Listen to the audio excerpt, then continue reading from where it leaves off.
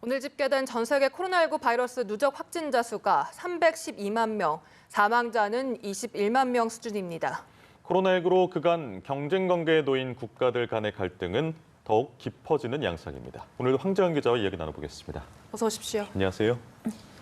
네, 이렇게 비상사태, 혐오나 갈등의 골이 더 깊어지곤 합니다. 그렇기 때문에 이러한 정서를 가장 지양을 해야 하는데 전 세계 국가들 간에도 마찬가지인 것 같습니다. 네. 미국과 중국의 갈등의 골이 더 깊어지고 있는 것 같은데 어떤 대립 양상을 보이고 있습니까? 네, 일단 도널드 트럼프 대통령이 또다시 중국을 향해서 날을 세웠습니다. 현지 시간으로 27일 열린 기자회견에서 또다시 중국 책임론을 제기한 건데요. 책임을 물을 방법은 많이 있다고 언급하기도 했습니다. 직접 들어보시죠. It could have been stopped at the source. It could have been stopped quickly, and it wouldn't have spread all over the world. And we think that should have happened. So we'll let you know at the appropriate time. But we are doing serious investigations. 네, 이뿐만 아니라 그러니까 우한 바이러스 연구소와 협력 관계였던 미국 내 연구소에도 자금 지원을 중단했다고요? 네, 그렇게 발표를 했는데요. 예. 지난 5년간 해당 연구기관을 지원해온 미국 국립보건원은 올해 지원금에서 남은 36만 9,819달러의 사용도 중단하라고 요구하기도 했습니다.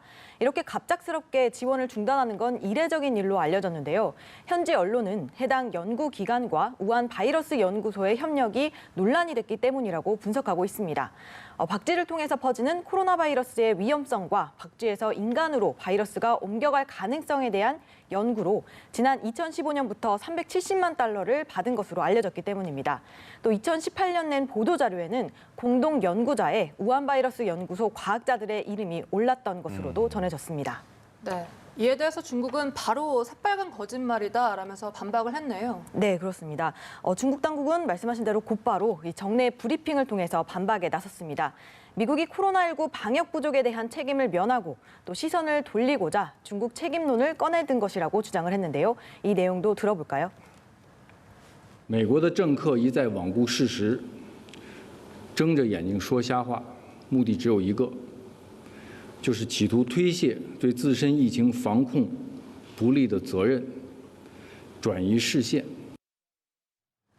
네, 미중 간의 패권 경쟁은 한동안은 계속될 걸로 그렇게 예측이 됩니다. 일본으로 가보겠습니다. 일본 언론이 우리나라 진단 키트를 신뢰할 수 없다는 듯한 그런 보도를 해서 논란이 되고 있는데 우리나라는 정작 지원을 검토하고 있지도 않잖아요. 네, 그렇습니다.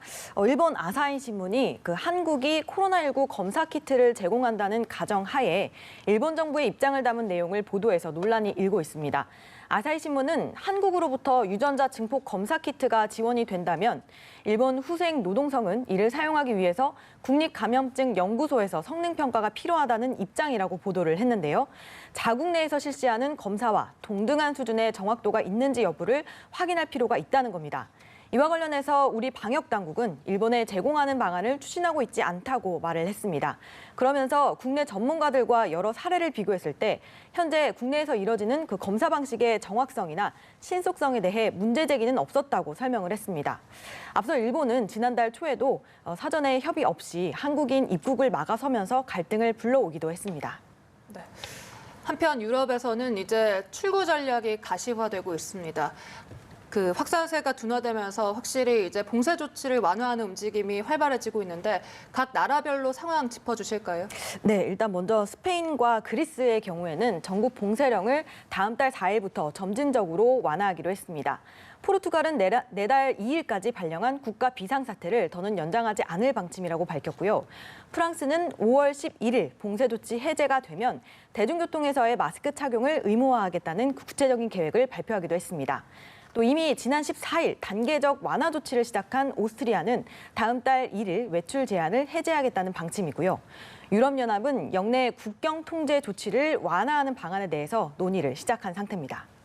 네, 이와는 대비되기 러시아는 상황이 좀 안 좋은 것 같더라고요. 어떻습니까? 네, 그렇습니다.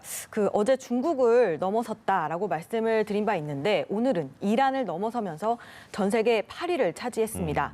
한동안 4, 5천 명 선에 머물던 신규 확진자 수가 6천 명대로 다시 올라선 건데요.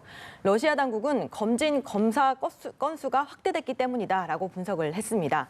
유증상자는 물론이고 검진을 원하는 무증상자들까지도 모두 검사할 수 있게 되면서 이 무증상 감염자를 포함한 확진자 수가 크게 늘었다는 설명인데요.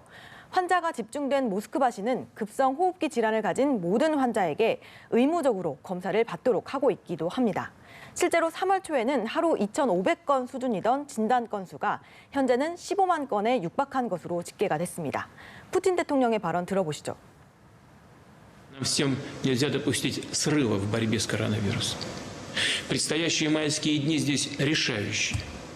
Именно для того, чтобы такого срыва не было, мы и продлеваем период нерабочих дней. Ограничительные мероприятия в регионах до 11 мая включительно. 네, 영국 상황도 살펴보죠. 프랑스, 이탈리아, 스페인은 모두 이제 봉쇄 조치 완화를 검토하고 있지만 영국은 아직은 이르다라는 입장인 것 같습니다. 네. 특히 요양원 모든 환자에 대해서 코로나19 검사를 확대키로 했다고요? 네, 영국 내 사망자의 22% 정도가 병원이 아닌 이 요양원과 호스피스 등에서 숨진 것으로 집계가 됐습니다. 네. 이에 코로나19 확산의 온상으로 지목되고 있는 요양원에 대한 전면적인 검사를 실시하기로 한 겁니다. 앞서 영국은 검사 역량이 부족해서 병원 입원 환자를 중심으로 검사를 해왔는데요. 앞으로는 검사 역량을 하루 10만 건으로 확충하겠다는 것이 목표입니다. 현재는 7만 건 수준까지 끌어올린 것으로 알려졌습니다. 예, 또 영국에서는 어린이 괴질 중환자가 지금 속출한다는 보도가 나와서 많은 우려를 낳고 있죠. 네, 그렇습니다. 이 영국에서 코로나19 관련성이 의심되는 정체불명의 증세를 보이는 아동 10여 명이 중환자실에서 치료를 받고 있는 것으로 전해지고 있습니다. 네. 영국 보건당국은 지난 3주간 런던을 포함한 영국 전역에서 몸의 그 여러 기관에 염증 상태를 보여서 중환자실 치료가 필요한 소아과 환자들이 전 연령대에 걸쳐서 증가하고 있다라는 보고가 이어졌다고 전했는데요.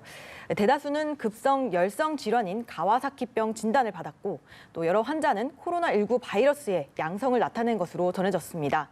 이와 관련해서 유럽 내 이탈리아와 스페인 등 다른 국가에서도 이 사안을 예의주시하고 있는데요.